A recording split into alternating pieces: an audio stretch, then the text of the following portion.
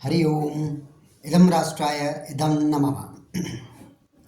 करत करत अभ्यास ते जड़मति होत सुजान, रसरी आवत जात ते सिल पर पड़त निशान। जो कठोर शिला यानी पत्थर होता है, उसमें भी अगर कोमल रस्सी से बार बार रगड़ा जाए यानी सतत प्रयत्न से, उसमें भी निशान हो जाता है। और मनुष्य के हौसले कभी हारे नहीं हैं। मनुष्य के हौसलों की उड़ान का एक और प्रसंग पथिक संदेश पत्रिका के इस नए अंक में छपा हुआ है। आज हम उसकी चर्चा करेंगे, उस पर बातचीत करेंगे। इससे पहले आपसे अनुरोध है कि इस पोस्ट को लाइक करें, इस चैनल को सब्सक्राइब करें, और यदि ये जो श्रृंखला हमारी चल रही है पथिक संदेश लेख पाठन की, छोटे छोटे लेख हैं उनके पाठन की जो श्रृंखला चल रही है, एक दिन में एक लेख, इसको आपके समर्थन की आवश्यकता है। यदि आपको अच्छा लगे तो अपने मित्रों को साझा भी करें, शेयर करें। तो आज जिस बात की हम चर्चा कर रहे हैं कि मनुष्य बहुत लंबे समय से ये प्रश्न हमारे मस्तिष्क में रहता है कि जैसी हमारी पृथ्वी है, इस अनंत ब्रह्मांड में क्या ऐसा जीवन वाला कोई और ग्रह है। हम चंद्रमा के पास अन्वेषण करने जाते हैं, वहाँ से उनकी मिट्टी लेके आते हैं, चंद्रमा की मिट्टी लेके आए, उसका अन्वेषण किया, वहाँ खोजा कि अच्छा हाँ, वहाँ जल की मात्रा है ठोस रूप में, क्या वहाँ जीवन है। इसकी चर्चा हमारी सतत रहती है। तो आज जिस लेख की बात कर रहे हैं उसमें भारत के बड़े गर्व की बात है, भारतवंशी एक वैज्ञानिक ने पृथ्वी से अन्यत्र जीवन की संभावना को प्रबल करते हुए अपने शोध को प्रकाशित किया है। आज उन वैज्ञानिक की हम चर्चा करेंगे। लेख लिखा है प्रोफेसर निक्कू मधुसूदन के नेतृत्व में वैज्ञानिकों ने दूसरे ग्रह पर खोजा जीवन। प्रोफेसर निक्कू मधुसूदन लिखते हैं, भारतीय वैज्ञानिक के नेतृत्व वाले एक दल ने धरती से 120 प्रकाश वर्ष दूर एक ग्रह पर जीवन होने के संकेत ढूंढे हैं। अब यहाँ पर एक अंक आया 120 प्रकाश वर्ष। इसका मतलब क्या हुआ?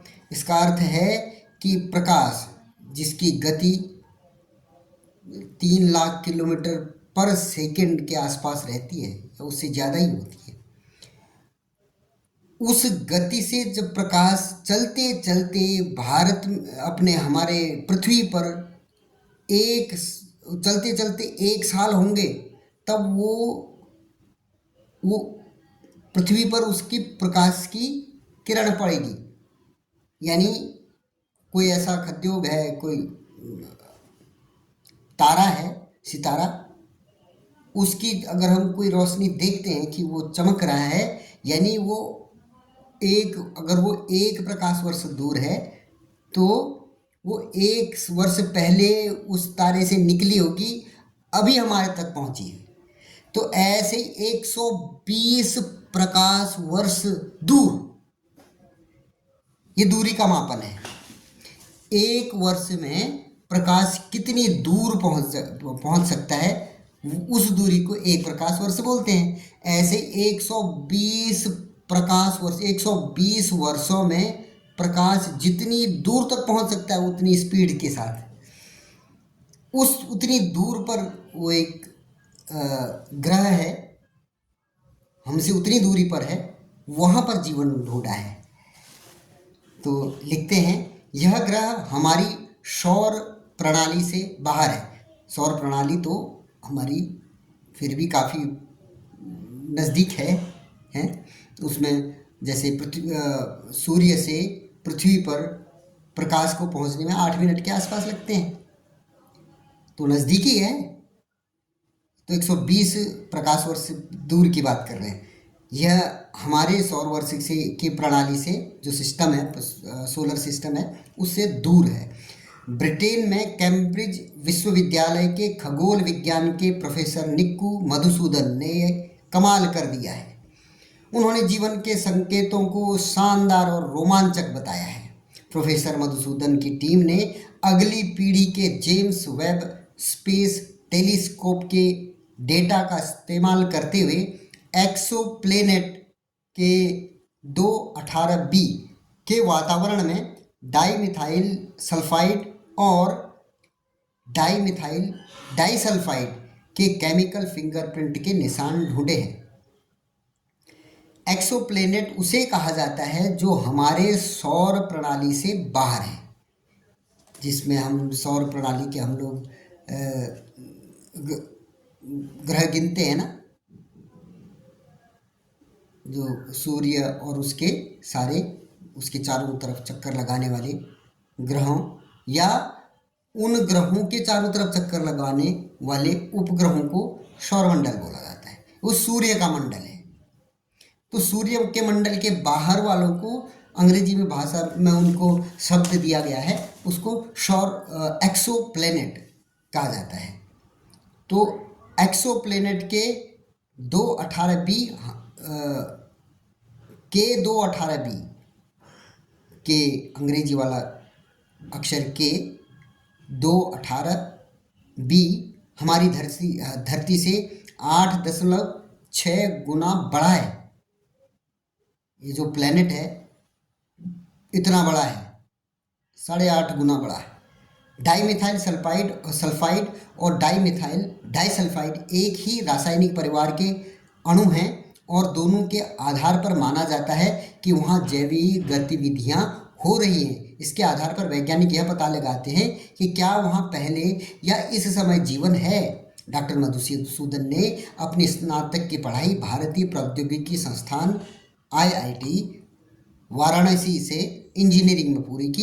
इसके बाद उन्होंने Massachusetts institute of technology MIT से इंजीनियरिंग में मास्टर डिग्री और भौतिकी खगोल विज्ञान में PhD की। अपने शोध के दौरान उन्होंने प्रसिद्ध खगोल वैज्ञानिक सारा सीगर के मार्गदर्शन में काम किया। उन्होंने प्रिंसटन विश्वविद्यालय और येल विश्वविद्यालय के पोस्ट डॉक्टरल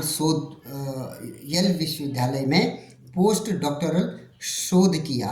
यहाँ उन्हें Yale centre for astronomy and astrophysics prize postdoctoral fellow के रूप में सम्मानित किया गया। उनकी शैक्षिक यात्रा में उन्हें खगोल विज्ञान के क्षेत्र में एक मजबूत आधार प्रदान किया। भारतीय वैज्ञानिक विदेश की धरती पर विदेशी जो यूनिवर्सिटीज़ हैं, देखिए हमारे देश में भी यूनिवर्सिटीज़ अभी उस स्तर पर नहीं है। ये अंग्रेजी तंत्र के हिसाब की जितनी भी यूनिवर्सिटीज़ हैं वो अंग्रेज़ों का तंत्र है। अंग्रेज़ों के हिसाब से उनके मानकों के हिसाब से उनके यहाँ अच्छा शोध होता है, तो हमारे वैज्ञानिक भी उधर जाते हैं। आज से कई सौ साल पहले जब नालंदा, तक्षशिला और विक्रमशिला आदि विश्वविद्यालय होते थे, तो पूरे विश्व के जो शिक्षार्थी भारत में आते थे। कहा जाता है कि इन विश्वविद्यालयों में प्रत्येक छात्र को 39-40 के आसपास अलग अलग विद्याओं का ज्ञान कराया जाता था। अलग अलग विद्याओं का ज्ञान। तो अभी हमारी वो स्थिति नहीं है, परंतु ठीक है। विदेशी जो विश्वविद्यालय है वहाँ पर उन्होंने खगोल शास्त्र में डॉक्टरेट की और उनका शोध पूरे वैज्ञानिक जगत में एक हर्ष का विषय रहेगा और आने वाले कई वर्षों तक यह एक, जिसको बोलते हैं ग्राउंड ब्रेकिंग, जो मील का पत्थर, वह स्थापित उन्होंने किया और वो साबित भी होगा ऐसी हमें उम्मीद है। और हम आप लोगों के माध्यम से, हमारी तो कोई इतनी बड़ी शक्ति नहीं है, परंतु आप लोगों के माध्यम से डॉक्टर मधुसूदन को बहुत बहुत शुभकामनाएं देते हैं और उनको बधाई देते हैं। इसी के साथ हम आज के इस अंक को समाप्त करते हैं। आप लोगों से पुनः मुलाकात होगी अगले अंक में, जिसमें हम पथिक संदेश के किसी एक नए लेख के साथ, नए लेख के पाठन में यहाँ पर आपके सम्मुख उपस्थित होंगे। तब तक के लिए धन्यवाद। जय श्री राम।